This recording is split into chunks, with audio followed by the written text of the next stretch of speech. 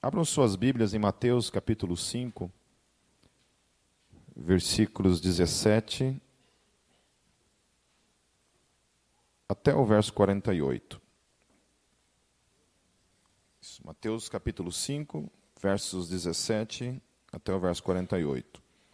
Então nós vamos lendo versículo a versículo e vamos comentando acerca da palavra. O tema do que eu vou tratar hoje é Jesus e a lei.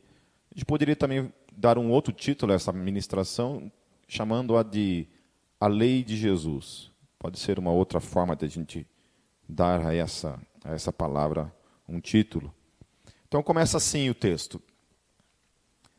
Não pensem que vim abolir a lei ou os profetas. Não vim abolir, mas cumprir.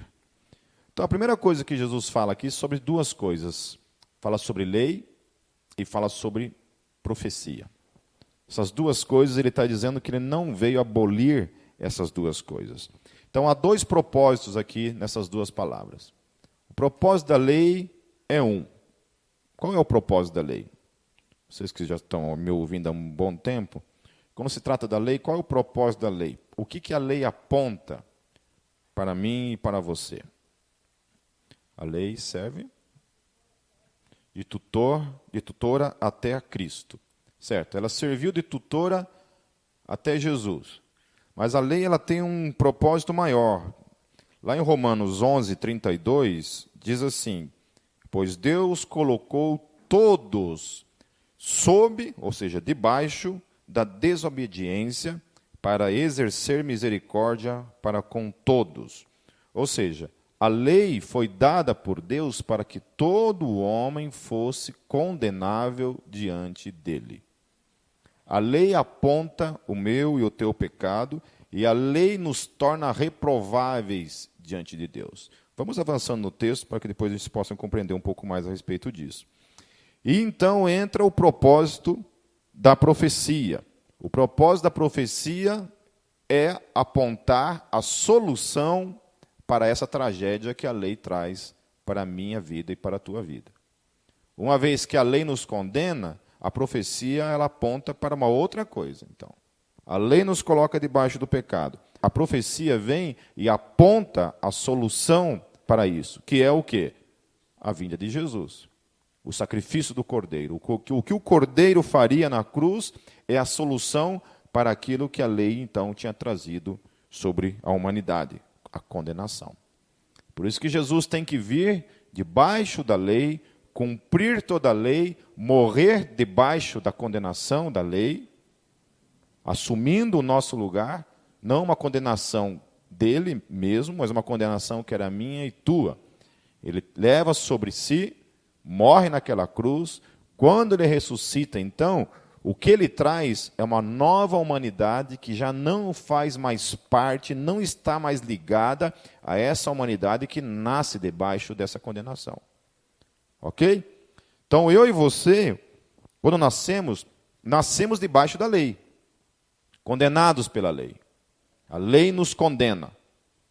A profecia anuncia a vinda do Messias, que viria e restauraria todas as coisas que a lei havia condenado. A lei tinha condenado a todos nós. Jesus vem, assume o meu lugar e o teu lugar, morre naquela cruz, e quando ressuscita, daquela tumba sai um Jesus ressurreto, e junto com ele, toda uma geração nova de filhos gerados a partir dele. Então, quando eu e você morremos em Cristo Jesus, lá na cruz, e nós ressuscitamos em Cristo Jesus, nós então não nascemos mais debaixo da lei. Quando você confessa Jesus como Senhor e Salvador da sua vida, em outras palavras, você está então confessando que você está morto para a lei e está vivo para Deus mediante a ressurreição em Cristo Jesus. Em base se resume nessas duas coisas: condenação para aqueles que estão debaixo da lei e salvação solucionada por meio da profecia que havia de vir o Messias que está sobre aqueles que foram gerados em Cristo Jesus, que somos eu e você. Amém?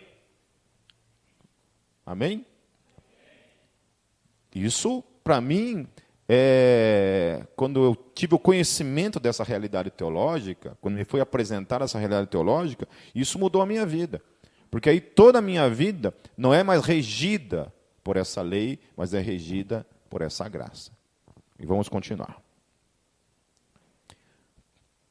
Lá em Atos 13:39 diz assim, ó, e de tudo que pela lei de Moisés não pudestes ser justificados, por ele é justificado todo aquele que crê.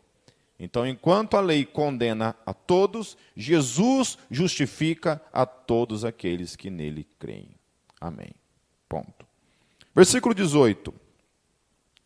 Digo-lhes a verdade, enquanto existirem céus e terra, de forma alguma desaparecerá da lei a menor letra ou o menor traço, até que tudo se cumpra. Amém? Então a lei, ela vai permanecer até a vinda dele, fazendo aquilo que ela realmente foi feita para fazer, que é condenar a humanidade, colocar toda a humanidade debaixo da condenação. Então, quando Jesus vier e levar os seus para habitarem para sempre com ele, quem que subirá com ele? Aqueles que estão debaixo da graça. Aqueles que já nasceram numa outra realidade de vida, que são aqueles que foram renascidos em Cristo Jesus, que são parte de uma nova criação, que somos eu e você. Aqueles que permanecem debaixo da condenação, da lei, serão condenados por causa disso. Porque então o Messias virá, não somente para salvar a humanidade, em definitivo, mas para condenar todos aqueles que estão condenados pela lei. Por isso que é importante a gente pegar e pregar o evangelho para as pessoas, porque as pessoas precisam sair debaixo dessa condenação e caminharem na direção da graça em Cristo Jesus, para serem realmente daí salvas dessa condição. Lá em Romanos 7:7, Paulo ele fala assim acerca da lei. Ele fala assim: que diremos então? A lei é pecado? De maneira nenhuma. De fato, eu não saberia o que é pecado a não ser por meio da lei, pois na realidade eu não saberia o que é cobiça se a lei não dissesse, não cobiçarás. Portanto, a lei foi dada justamente para que todos nós tivéssemos a consciência da nossa condição como pecadores que somos. Todos nós. Hoje se tem uma grande discussão acerca disso, né? O quanto a Bíblia deve reger, deve dizer acerca do comportamento da sociedade. Em miúdos, não importa o que a sociedade diz ou não diz acerca da Bíblia Sagrada, ela vai ser condenada pela Bíblia Sagrada. Não importa se as pessoas lá fora vivem num estado laico ou não, elas serão condenadas pela lei de Deus. Porque essa lei ela é universal. Essa lei ela não pergunta, ela não dá o arbítrio para as pessoas de discordarem dela e não terem, portanto, a condenação que ela traz. Independente se eu acho que a lei é real ou não, é válida ou não, para Deus ela é e acabou. Então Deus irá condenar a humanidade baseado na lei. A lei diz, não terás outros deuses, amarás o teu próximo, não furtarás, e por aí vai. E a lei continua dizendo coisas, para mim e para você ali, que nos condena, que coloca todos nós debaixo do pecado. A diferença é, quem está debaixo da lei e permanece debaixo da lei até a vinda de Jesus e será condenado por essa lei, e aqueles que estão em Cristo Jesus, que já não estão mais debaixo da lei, porque já morreram, já foram condenados na cruz em Cristo Jesus. Amém? Nós precisamos ter essa consciência de que nós fomos condenados. Essa condenação que virá sobre o mundo um dia, também estava sobre nós. A diferença é que Cristo assumiu toda essa condenação naquela cruz, naquele dia. Portanto, ele assumiu a minha condenação, morre no meu lugar, eu, portanto, morro juntamente com ele. Por isso que quando ele voltar, nenhuma condenação há para aqueles que estão em Cristo Jesus. Amém. Aleluia. Por isso que eu e você somos livres. Por isso que eu e você podemos andar nas ruas com pessoas de fato livres da lei. Não mais debaixo dessa condenação que um dia virá. Que quando esses céus se abrirem, meus queridos, independente se as pessoas acreditam ou não acreditam na Bíblia Sagrada, independente se as pessoas acreditam ou não em Deus, se as pessoas relativizam ou não as Escrituras, todos aqueles que não estão em Cristo Jesus serão condenados por essa Escritura. Amém? Então, permaneça aonde você está, morto em Cristo Jesus e ressurreto em Cristo Jesus, para que você não permaneça debaixo da lei que o condena à condenação eterna. No versículo 19, Jesus ele continua dizendo assim: todo aquele que desobedecer a um desses mandamentos, ainda que dos menores, e ensinar os outros a fazerem o mesmo, será chamado menor no reino dos céus. Mas a todo aquele que praticar e ensinar estes mandamentos, será chamado grande no reino dos céus. Parece que Jesus está propondo uma coisa meio contraditória aqui. Porque quem que obedece à lei? Ninguém. Daí ele fala assim, olha, se você ensinar alguém a desobedecer esses mandamentos, isso tem uma implicação. Se você ensinar e praticar esses mandamentos, isso tem uma outra implicação. Só que tem um problema em tudo isso. É aquilo que Paulo também fala. O problema é esse. Lá em Romanos 7, ainda, a partir do versículo 14, Paulo lhe diz assim: sabemos que a lei é espiritual, eu, contudo, não sou.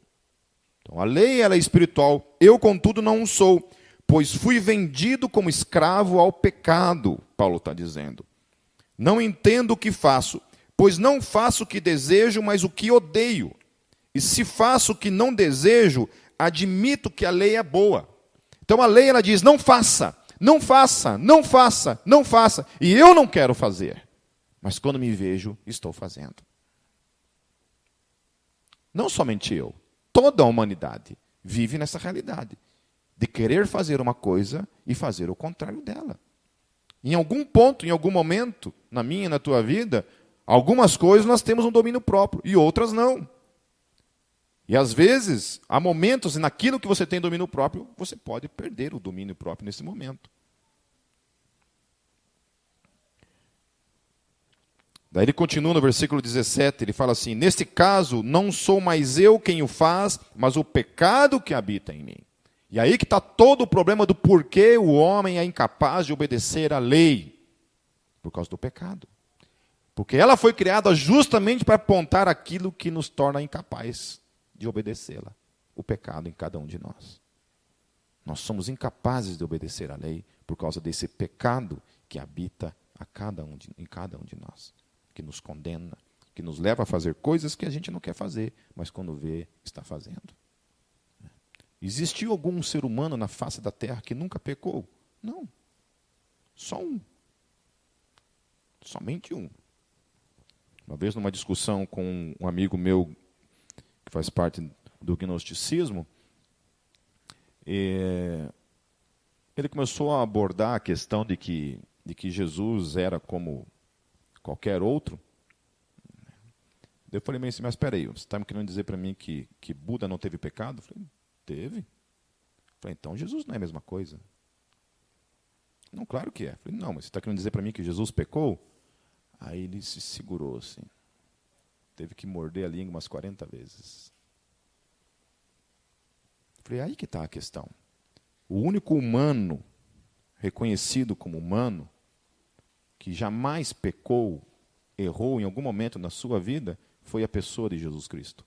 E mais ninguém. Por isso ele foi o único capaz de assumir a minha e a tua condenação.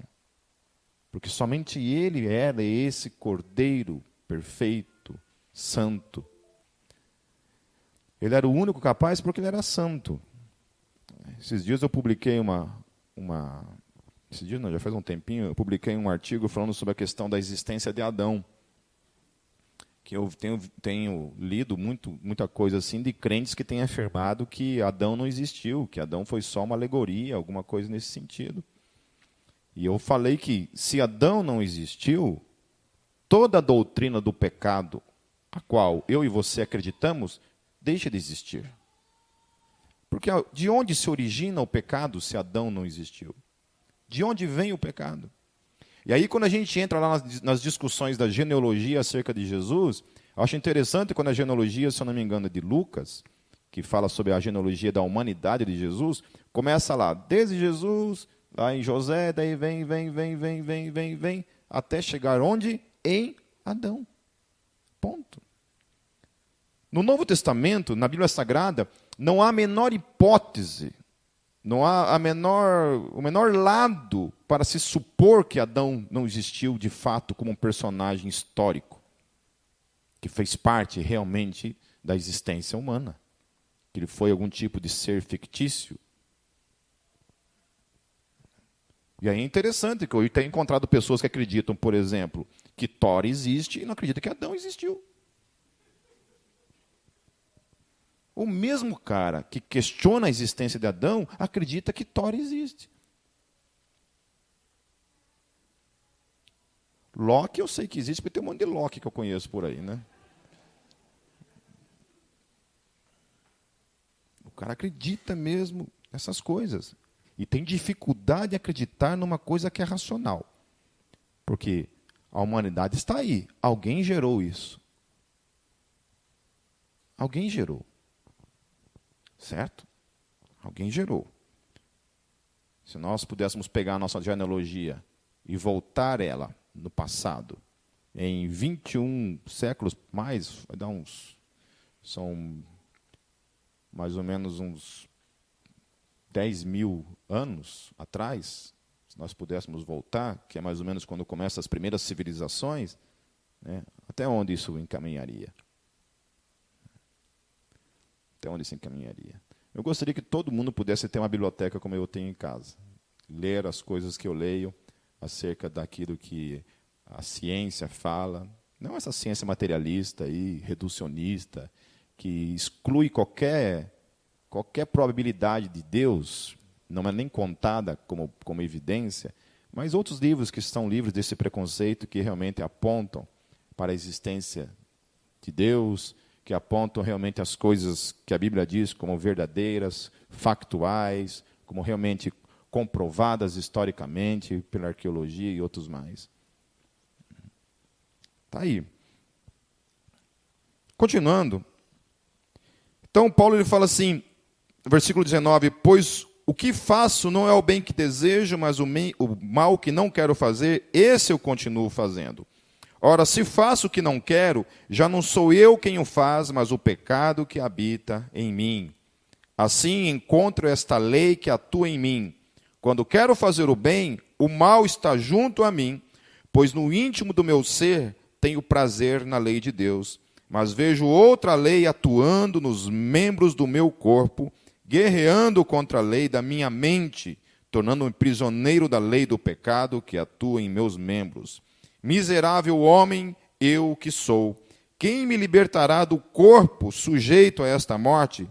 Graças a Deus por Jesus Cristo, nosso Senhor. De modo que, com a mente, eu próprio sou escravo da lei de Deus, mas com a carne, da lei do pecado. Amém.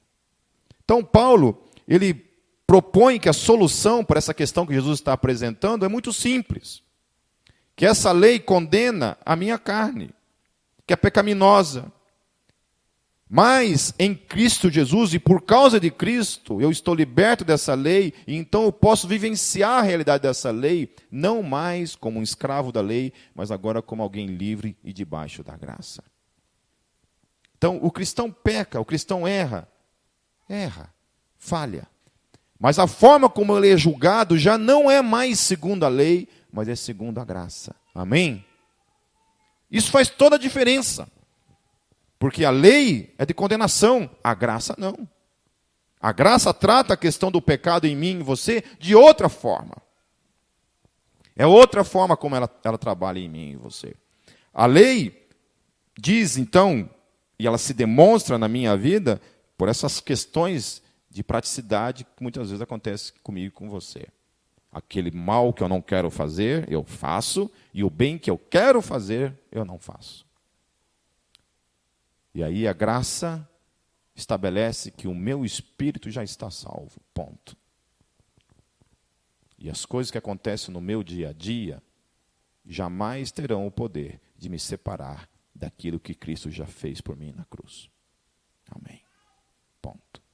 Toda a dívida da lei não tem mais nada a ver comigo e com você. Nós estamos absolvidos dela e agora caminhamos pela graça. No versículo 20, Jesus ele diz assim: pois eu lhes digo que se a justiça de vocês não for muito superior à dos fariseus e mestres da lei, de modo nenhum entrarão no reino dos céus. Aí Jesus complica um pouco mais, porque além de ele falar dessa questão da lei, Jesus olha para aquilo ali e fala assim: gente, vocês estão preocupados com a lei? A lei é o menor dos problemas para vocês. Porque ele agora começa a trazer uma coisa muito pior do que a lei. Porque a lei é o básico do básico. É tipo aquelas perguntinhas que eu mandei para vocês lá, para muitos de vocês. Né? Aquilo ali é chulé. Aquilo ali é o básico do básico do básico para a vida cristã, para viver em harmonia.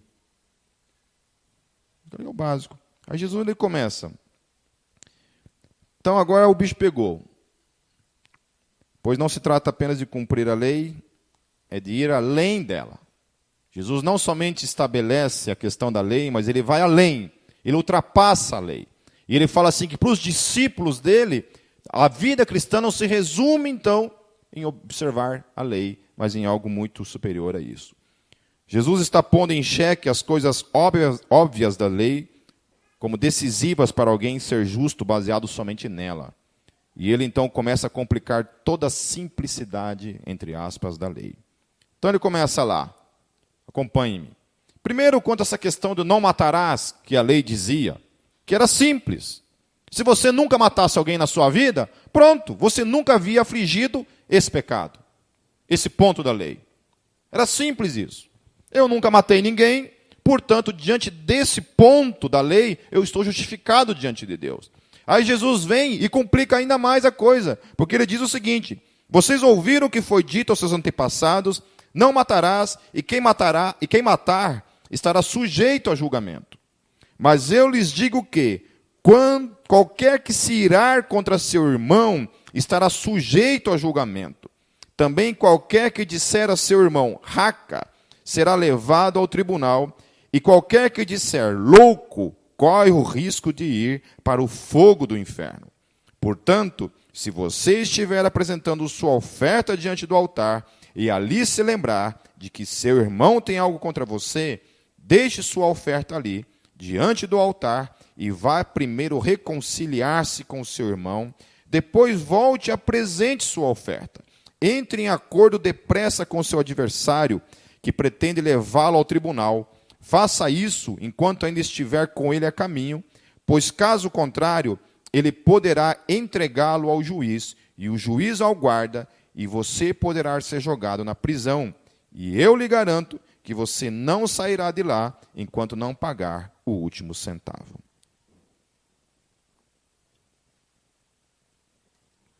Ou seja, agora não é somente uma questão de matar pessoas que Jesus está estabelecendo. Mas o simples ato de eu xingar uma pessoa, de eu falar mal de uma pessoa, de eu não conseguir construir pontes de relacionamento com pessoas, eu já estou negligenciando a lei. Eu já estou sendo contrário à lei. É o que Jesus está estabelecendo. Então, a ética cristã está muito acima de qualquer coisa que se fundamente apenas em mandamentos. Jesus ele pega o espírito por trás de cada um desses mandamentos e torna ele, então, uma coisa muito mais grandiosa. E que exige muito mais ainda do cristão. Então, o cristão ele não está debaixo dessa lei reducionista que resume as coisas a isso apenas. Jesus não. Ele olha para aquilo ali, não, isso é pouco para aqueles que são meus seguidores. É pouco não matar pessoas. Eu não quero que somente que eles não matem pessoas, mas eu quero que eles também não falem mal das pessoas. Eu quero também que eles cuidem um dos outros. Essa é a ética cristã. E pare para pensar. Jesus coloca isso no mesmo ponto do não matarás. Ele não trata isso em um outro ponto. Ele coloca tudo dentro do mesmo posto, dentro do mesmo ponto ali. Matar e falar mal de pessoas, xingar pessoas, é a mesma coisa diante dele. Daí ele vai trabalhar a questão do adultério ali, que ele coloca assim: vocês ouviram o que foi dito, não adulterarás. Mas eu lhes digo, qualquer que olhar para uma mulher, para desejá-la, já cometeu adultério com ela no seu coração. E havia um problema relacionado a essa questão do adultério naqueles tempos. Qual era?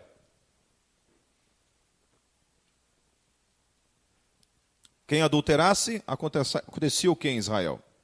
Se uma pessoa era pega no ato de adultério? Apedrejada até a morte. Certo? Então Jesus falou assim, tudo bem, se você nunca pular a cerca, né, ou se pular e ninguém nunca descobrir, não tem problema nenhum diante da lei. Daí ele vem e trata coisas que não são coisas visíveis, que são coisas que os outros não podem nunca descobrirem. Porque um adultério você pode pegar alguém no flagra, descobrir por meios, formas. Mas como você descobre o que o outro está pensando? Alguém tem o poder de ler mentes aí? Eu ainda não. Tenho orado, buscado assim, sabe? O poder da revelação do pecado alheio. Se bem que não precisa nem... Né, hoje, Facebook, todo mundo já expõe tudo lá, né? A coisa mais fácil que tem hoje em dia é ser pastor. É só você entrar no Facebook todo mundo para descobrir.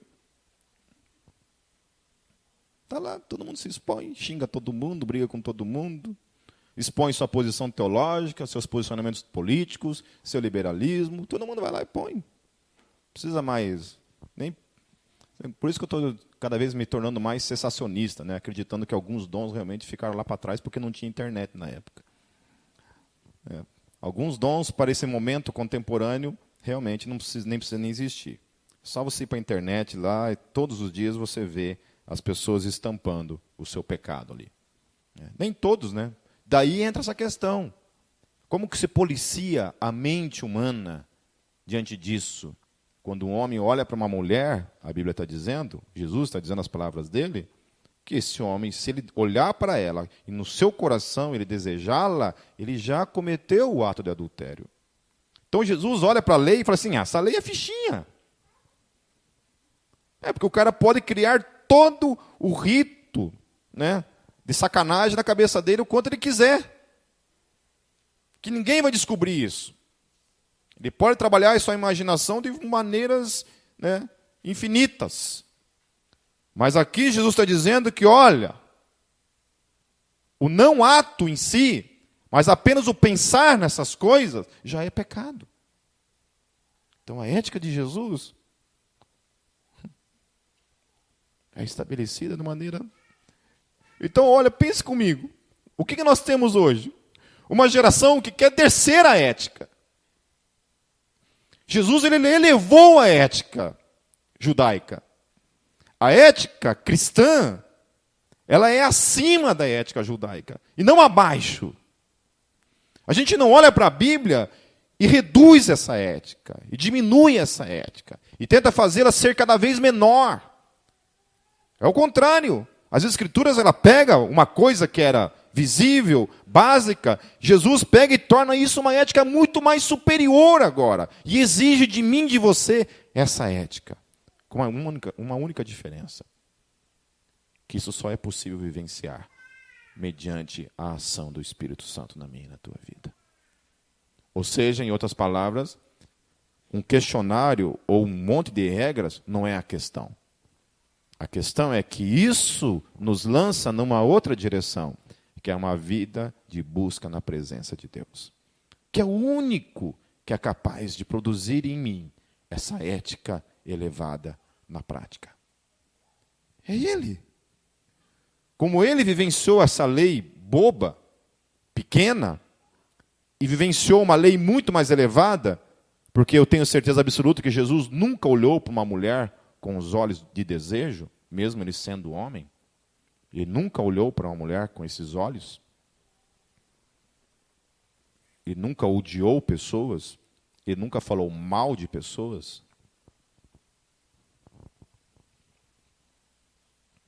Eu vou pular todas essas questões aqui que falam sobre divórcio, porque eu não quero me deter nisso. Vamos a partir do versículo 33, que também é uma outra questão. Ele fala assim: vocês também ouviram o que foi dito aos seus antepassados, não jure falsamente, mas cumpra os juramentos que você fez diante do Senhor. Mas eu lhes digo, não jurem de forma alguma, nem pelo céu, porque é o trono de Deus, nem pela terra, porque é o estrado de seus pés, nem por Jerusalém, porque é a cidade do grande rei, e não jure pela sua cabeça, pois você não pode tornar branco ou preto nem um fio de cabelo. Eu acho tremendo essa passagem. Eu acho tremendo quando Jesus fala assim: você não tem o direito de jurar nem por você mesmo, porque você não é dono de si. Sou eu que determino o teu cabelo, se ele se torna branco ou não, se ele cai ou não. Ele é o soberano sobre todas as pequeninas e minúsculas coisas da existência da humanidade. Você não tem esse poder de decidir as coisas, de jurar pelo seu nome. Você não é o dono do seu corpo, como algumas têm dito por aí. Você não pode fazer o que você quiser. Poder você pode, faça. Mas todas elas têm uma implicação. Eu gosto muito desse conceito de que, quando se trata de liberdade, a liberdade ela é delimitada para mim, e eu acho que é aí que a liberdade ela é uma prisão, quando ela está fora de Cristo Jesus, porque a liberdade ela propõe o seguinte: você é livre para fazer o que você quiser. Amém. Ponto. De fato, você é livre para fazer o que você quiser. Mas ninguém no universo está livre de tomar uma escolha e, portanto, livre de lidar com a consequência dessa escolha. Todos os seres humanos são livres para negarem Jesus com suas vidas, mas não são livres de terem que lidar com a consequência dessa escolha, que é o inferno. Amém? Eu sou livre para passar um sinal vermelho, mas eu não sou livre do risco de dar de cara com o biarticulado e me acertar no meio. Eu não sou livre disso. Eu sou livre para matar uma pessoa. Eu posso matar uma pessoa a qualquer momento, não posso? Qualquer um de vocês pode. Pode. A lei diz que não, mas e daí? A lei não é um tipo de corrente que te prende e te impede de matar uma pessoa. Poder matar nós podemos. Porém, uma vez que o fizermos, a lei fará o quê? Nos condenará. Vai para a cadeia. Bom, no Brasil isso não funciona mais, né? Não sei se isso tem alguma validade. Mas nós não estamos livres da consequência das nossas escolhas. Nós somos livres para escolher, mas não somos livres da consequência das nossas escolhas. Portanto, do fogo do inferno. Agora aqui eu acho interessante nessa palavra de Jesus, porque eu acho uma coisa que eu tenho plantado na minha vida e plantado em casa, na vida do meu filho, é essa questão do nunca mentir. Do sempre falar a verdade. Seja qual for a verdade, falar a verdade. Aquela coisa de olhar no olho e falar assim: filho, é isso, e ponto. Nunca precisei falar para ele: não, pai, jura por Deus, pai, jura pelo meu cabelo, juro pelos céus, juro por Jerusalém. Nunca precisou fazer isso. Por quê? Porque as Escrituras não me permitem fazer isso. A ética de Jesus, para mim e para você, estabelece que eu e você temos que ser pessoas de palavra. E a minha e a tua palavra tem que ser verdadeira, em qualquer momento. E temos que arcar com essa verdade, em nome de Jesus. Em nome de Jesus. Eu sou tentado o tempo todo a ir lá para as redes sociais e falar coisas que agradam as pessoas.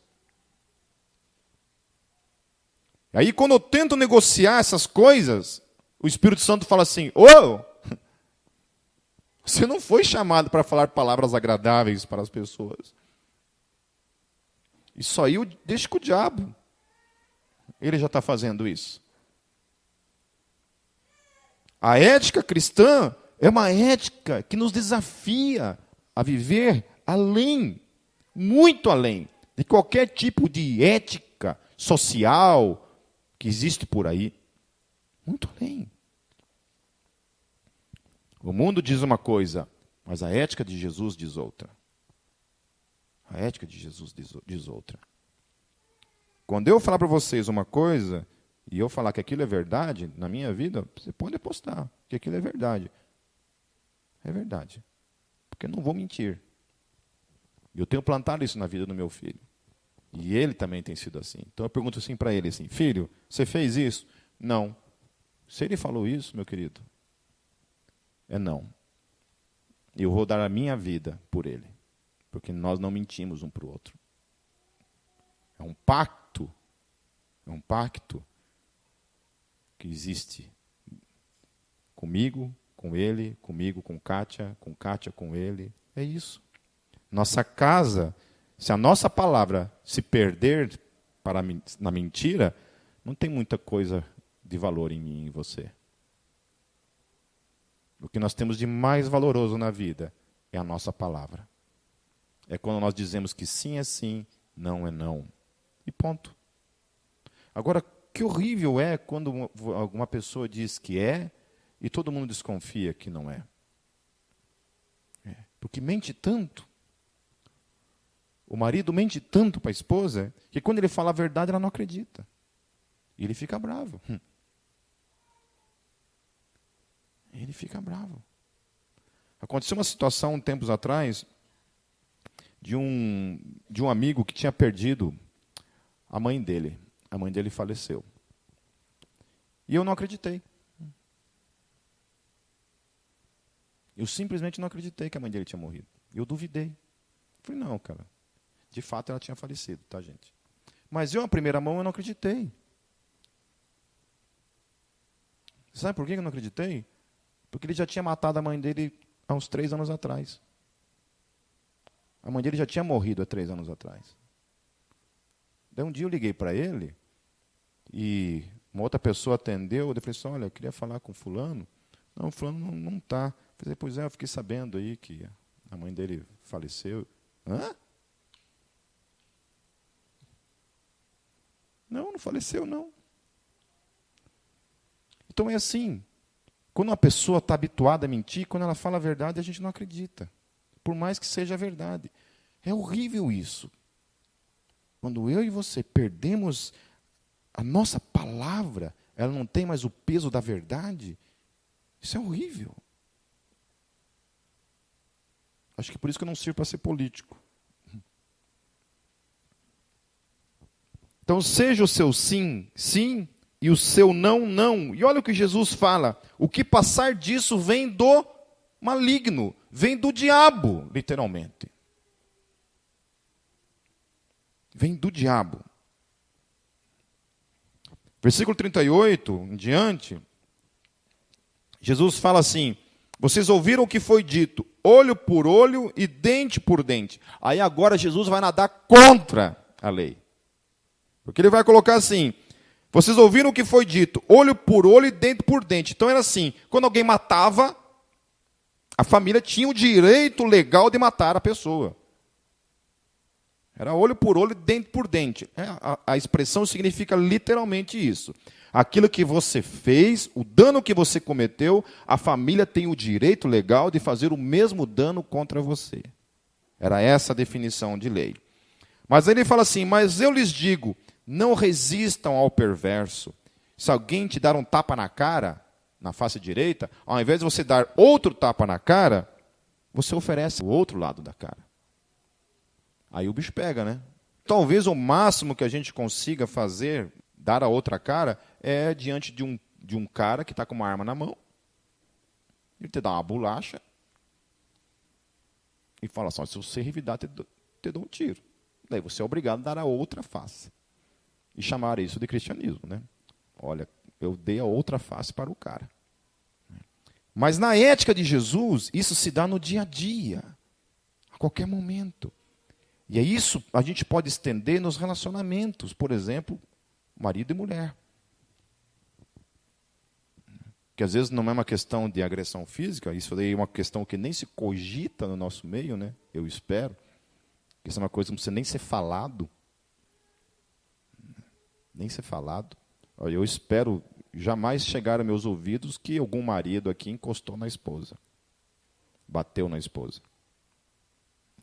Os maridos apanhar da esposa, eu sei que já tem bastante aí, mas isso aí faz parte da vida, irmãos. Isso aí é... Amém. Né?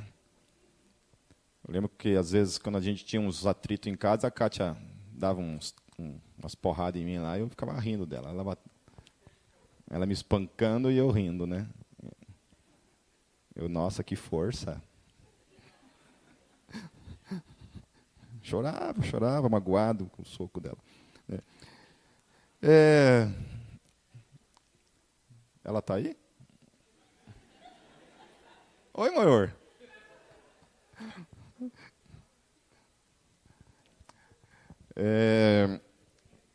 Até perdi o que eu ia falar aqui agora. É hoje que eu vou apanhar mais um pouquinho. Então, às vezes, esse ferir a face, você dar a outro, implica nisso. Né? Que, às vezes, eu vou resolver problemas de casais e cara, difícil às vezes, cara. Sabe? Não tem um que chega a um ponto de que fala assim, não, tudo bem, eu vou dar a outra face. Porque dar a outra face significa isso. Você está sendo violentado por uma situação em que você está numa condição de inocente e ainda você se vê na obrigação cristã de dar a outra face para a pessoa.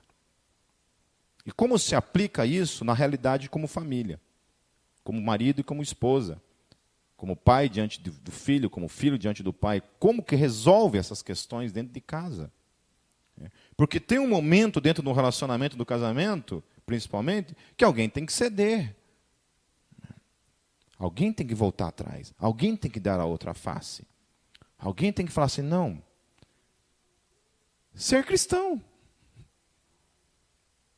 Alguém tem que ser crente dentro de casa, tem hora. Alguém, uma hora, tem que pegar e parar, quebrar esse vício do olho por olho e dente por dente. Ah, você fez isso? Fiz. Então, beleza, 30 dias, vou dormir de calça jeans.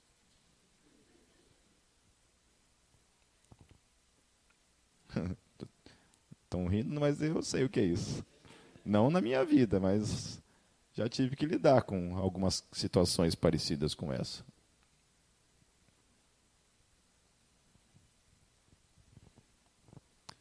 E ele fala assim, e se alguém quiser processá-lo e tirar-lhe a túnica, deixe que leve também a capa. Se alguém o forçar a caminhar com ele 1 milha, vá com ele 2. Dê a quem lhe pede, e não volte as costas àquele que deseja pedir-lhe algo emprestado.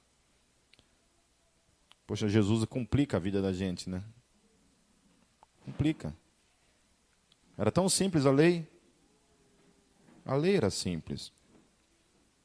Olho por olho, dente por dente, meu querido. Fez, a gente paga. Se o vizinho fuma na janela, eu ligo uma chaminé na janela dele. Dou um jeito de pegar o encanamento do esgoto e fazer cair dentro da casa dele. Porque assim, é olho por olho e dente por dente. Se você faz, eu faço igual. Aí vem Jesus, não. Não. Quando alguém te fizer um mal, você não bate. Você não faz a mesma coisa. Você não faz o mesmo mal.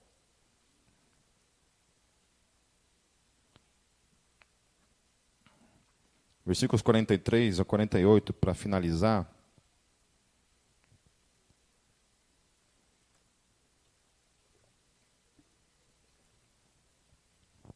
Vocês ouviram o que foi dito. Ame o seu próximo e odeie o seu inimigo. Forte isso, né? Porque judeu só amava judeu. Todos os gentios eram inimigos. Certo? Na lei haviam coisas ali que denotavam ainda mais isso, de não haver essas misturas étnicas. Aí Jesus propõe isso. Odeie os seus inimigos. Né? Mas ele vem e fala assim, mas eu lhes digo, amem os seus inimigos, orem por aqueles que os perseguem, para que vocês venham a ser filhos de seu Pai que está nos céus. Ponto. Então Jesus, de novo, ele vai contrário à lei e estabelece uma ética muito mais superior à lei. Que agora, comigo e com você, antes era mais fácil. Alguém fala mal de mim, eu falo mal dele, acabou. Alguém me maltrata, eu maltrato ele. Tudo se resume de uma maneira simples. Olho por olho e dente por dente. Minha esposa faz alguma coisa que eu não gosto, eu faço 10 vezes pior. Se o marido faz, a esposa faz 10 vezes pior. É isso, faca na caveira. Não tem conversa. Daí vem Jesus e fala, não. Você tem que amar a tua esposa. Será que vocês me entendem? Tem que amá-la. E o mesmo para as esposas. Vocês têm que amar seus maridos. Com todos os problemas, dificuldades. Porque a condição em que Jesus está colocando aqui é inimigo. Ponto. Repita. Inimigo. Não sabe nem falar inimigo. Inimigo. Inimigo está colocando. Inimigo. Se aos inimigos, aquele que a gente considera um inimigo, Jesus está colocando que a ética deve ser de que eu devo amar essas pessoas, quem dirá aqueles que não se encontram nessa definição de inimigo? E mesmo que se eu considero e dou a definição para aquele que está ao meu lado como meu inimigo, né, tem um filme antigo da Julia Roberts, que é Dormindo com o Inimigo, né? Isso, né? Dormindo com o Inimigo. Então é isso. Quem era o inimigo? O marido dela. O que o marido dela fazia? Espancava ela. Não estou dizendo que você tem que ficar casado com uma pessoa que te espanca, não é isso. Um dos poucos motivos que eu valido o divórcio, um deles é esse. Eu acho que uma mulher que o marido pega e espanca, tem que, no outro dia, a primeira coisa, colocar ele na cadeia. Para eu nem ir visitá-lo, para começar. A primeira coisa que tem que fazer, Maria da Penha, é o seguinte. Botar na cadeia, primeira coisa. O bom dessa lei é isso. A primeira coisa é essa, colocar na cadeia. E a segunda coisa é realmente procurar um advogado. Porque um homem que bate na mulher, gente, não presta. Esqueça. Certo? Procure outra coisa na vida. Compre um cachorro, um gato, um papagaio. Ou adota, melhor. Então ele coloca essa questão, então, e a outra coisa que ele coloca, ele fala assim, orem por aqueles que os perseguem. Eu já vi isso acontecer muito na parte prática mesmo disso daqui, de pessoas que tinham dificuldades com outras pessoas e a gente, ou discipuladores, desafiavam essas pessoas a orarem, então, por essas pessoas. Eu tive uma experiência no tempo da igreja presbiteriana com um presbítero lá que era meio casca-grossa.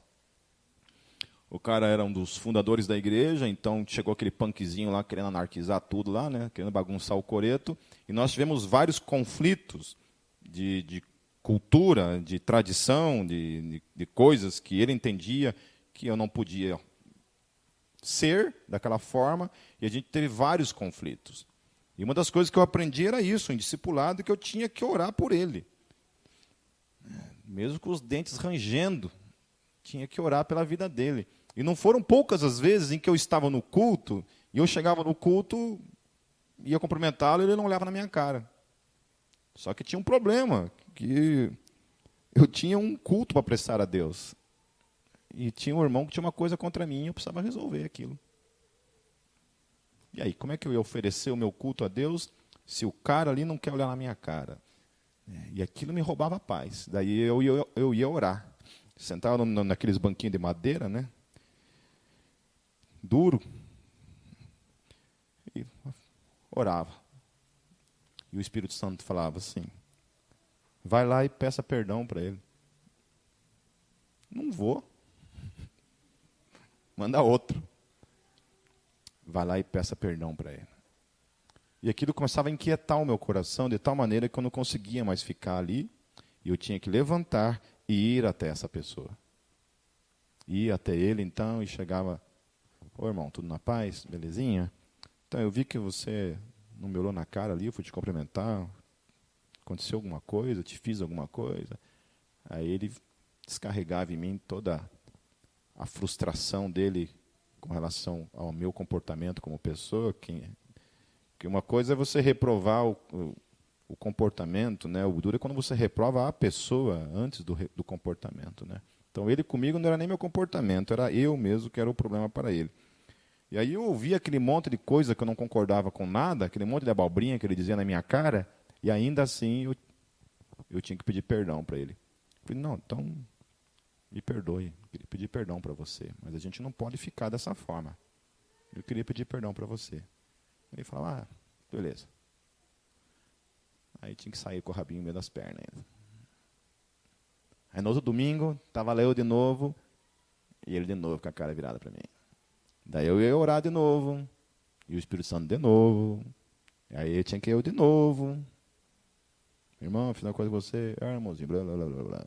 Então tá, Deus perdoe, vai lá. Pum, vai. No outro domingo, vai lá, mesma coisa. Novela mexicana.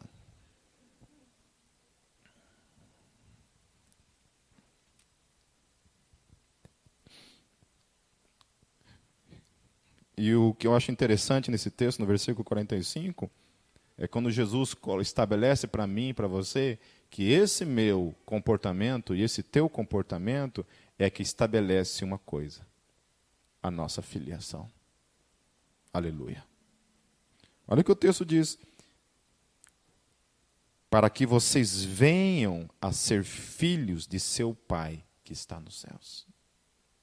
Então, quando eu e você somos pessoas que amam os inimigos, que oram por aqueles que nos maltratam e nos perseguem, quando a gente quebra esses ciclos do mal na nossa vida, quando a gente oferece a nossa face, quando a gente não propõe a vingança, quando a gente não paga o mal com o mal, quando a gente não vive um relacionamento de olho por olho e dente por dente, Jesus está estabelecendo, então, que esse meu comportamento é que me define de fato que eu sou filho dele, filho do Pai que está nos céus.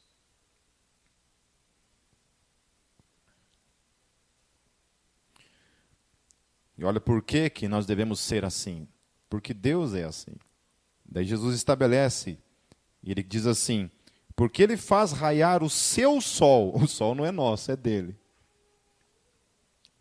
O sol é de Deus, não é do universo, não é de ninguém. E a Bíblia fala que um dia ele vai destruir tudo isso, porque é dele.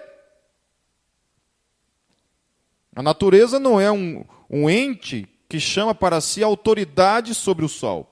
Quem chama a autoridade e diz que é dono do sol é Deus. E Jesus ele fala: porque ele faz raiar o seu sol sobre maus e bons. Ou seja, poderia existir assim, hoje, no mundo, um raiar do sol somente sobre os santos e sobre aqueles que não têm Jesus, umas trevas, né, o tempo todo. Já viu aqueles desenhos que o cara anda na rua assim, aquela nuvem de chuva em cima do cara, assim, só em cima dele que chove? A gente tinha um cara aqui na igreja que era assim. O cara comprou uma moto uma vez, a moto dele furava o pneu todo dia quase. Ele vendeu a moto, nunca mais furou o pneu da moto. Vai dizer que não era. É o exemplo clássico disso, né? Então ele faz raiar o sol sobre maus e bons e derrama a chuva sobre justos e injustos. Então a forma como Deus governa e ele concede a graça dele para com o universo é dessa forma. O sol é para todo mundo, a chuva é para todo mundo, a vida é para todo mundo, tá Todos os recursos do mundo estão aí, é para todo mundo, não é somente para a igreja. Então, quando está aí no mundo, Deus ele age assim, com essa misericórdia para com todos e para com todo mundo, e Ele então me chama, e chama a você, para vivenciar essa realidade da graça dEle, que está sobre tudo e sobre todos.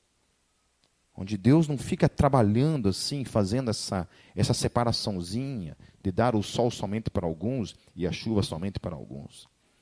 E aí Ele estabelece aquilo então que é superior à lei. Se vocês amarem aqueles que os amam, que recompensa receberão? Até os publicanos fazem isso. Se vocês saudarem apenas os seus irmãos, o que estarão fazendo demais? Até os pagãos fazem isso. Portanto, sejam perfeitos, como perfeito é o Pai Celestial de vocês. Eu acho interessante esse negócio, né, de saudar aos seus irmãos, né? Eu acho interessante que eu já vivenciei isso aqui dentro como igreja, de gente que não cumprimenta outras pessoas. E nós estamos falando de irmãos. Pô, se o irmão em Cristo ele não cumprimenta, imagina o inimigo. Com certeza atropela se passar na frente dele. Se nós, como igreja, como a congregação dos santos, nós não somos capazes de nos amar, de nos suportar, de nos perdoar, de dar a face um para o outro, como que a gente vai fazer isso lá fora? Como que a gente vai fazer isso dentro de casa?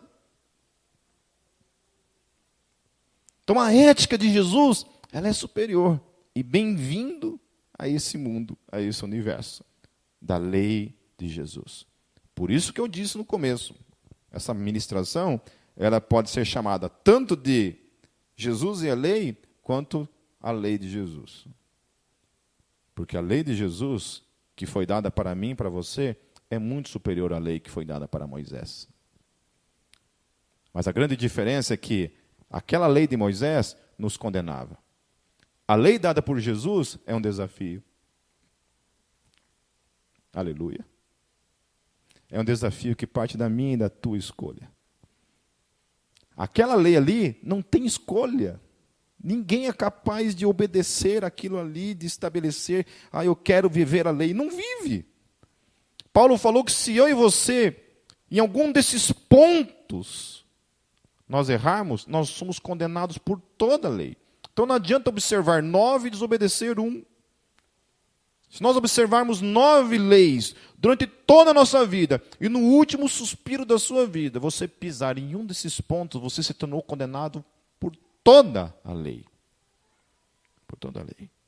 E a diferença é que aqueles que estão aqui, que já não vivem mais debaixo dessa lei, mas vivem debaixo da ética cristã, que é a ética que Jesus nos deixou, vivem uma vida de desafio. Aleluia. Quando a lei diz, pague o mal com o mal, a ética de Jesus nos desafia. Não, filho, dê a outra face. Quando você quiser chutar o pau da barraca, dizer um basta para isso, Jesus vem e me desafia você. Vá em frente, perdoe, continue, dê a outra face. Essa é a ética cristã. O desafio para mim e para você todos os dias, que só pode ser vivenciado mediante um relacionamento íntimo com a pessoa de Jesus Cristo e uma vida diária de busca em oração para que o caráter de Cristo seja impresso na minha e na tua vida. Senão não é possível. Senão não é possível. Feche seus olhos. Senhor Jesus, certa vez o teu filho, C.S. Lewis, disse que se nós quiséssemos uma religião agradável, o cristianismo certamente não seria essa religião. Certamente, Deus, quando a gente olha para a tua palavra, ela não é agradável para a nossa carne. Ela não é agradável, Deus, principalmente quando ela diz respeito a nós mesmos. Quando nós somos desafiados, Senhor, a viver a realidade diária que nós temos vivido, Senhor. Todos os dias nós nos deparamos com situações, lutas, conflitos com pessoas, às vezes dentro de casa, fora de casa, todo momento, Deus. Às vezes conflitos, não com outras pessoas, mas conflitos com a gente mesmo. Conforme aquilo que Paulo fala, que às vezes nós queremos fazer coisas boas e a gente não consegue fazer. E nós não acordamos todos os dias querendo fazer coisas ruins, mas quando nos vemos, nós estamos fazendo coisas contrárias à tua vontade para a nossa vida. Mas obrigado, Senhor Jesus, porque o Senhor já nos tirou debaixo da condenação da lei e o Senhor nos transferiu para o seu reino de amor. Obrigado, Jesus, porque hoje nós somos não mais essa geração condenada, mas hoje nós fazemos parte desse reino cheio de vida, de luz, de graça e salvação. Obrigado, Jesus, porque esses desafios que nós temos no dia a dia são os mesmos desafios que o Senhor vivenciou no seu dia a dia. Quando o Senhor foi cuspido, ultrajado, abandonado, por causa de cada um de nós, Senhor.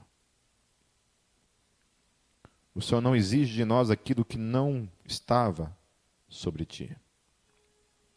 E a tua palavra fala, Senhor, que o Senhor nos dará tudo o que é necessário para que a gente possa vivenciar essa realidade.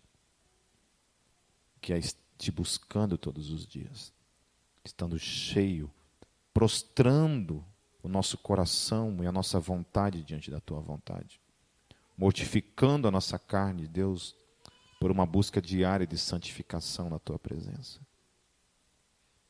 Senhor Jesus, que não somente essa igreja, Deus, mas toda a igreja nesse país, Senhor, permaneça elevando o padrão da ética que o Senhor estabeleceu. Que a gente não negocie essa ética, reduzindo ela, Senhor, aos rudimentos desse mundo, Senhor, que são baixos, contrários à tua vontade. Em nome de Jesus, eu oro, Senhor. Amém.